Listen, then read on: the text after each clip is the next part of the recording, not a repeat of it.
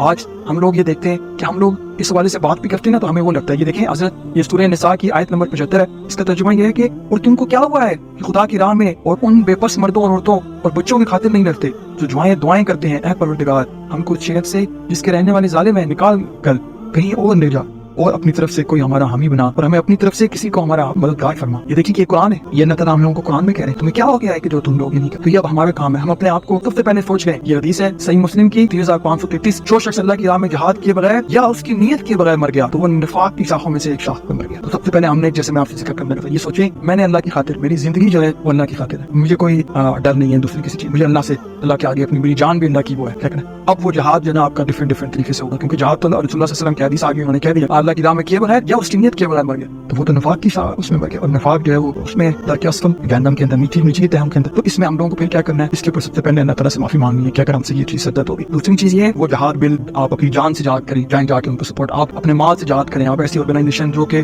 ان کی ہیلپ کر رہی ہیں جو اسپتالوں میں لوگ ہیں ان کو امداد پہنچا رہی ہیں ان کو کھانے پہنچا رہی ہے اس والے سے ان کی مدد کریں. آپ جو ہے اپنے کوئی پلانس کے تھرو کوئی مشنوں کے تھرو کوئی اور ٹیکنالوجی کے تھرو کسی بھی طریقے سے آپ نے جو مدد کرنی ہے اس میں اپنی زبان کے تھرو آپ نے اس چیز کو پھیلانا ہے اس کی اویئرنیس لوگوں کو کرنی ہے. جو بندہ جس بھی اپنے اس میں کر سکتا ہے وہ چیز کرے تاکہ آپ جو ہے ان کے ساتھ مسلمان جو ہے وہ جسٹیفائڈ ہے.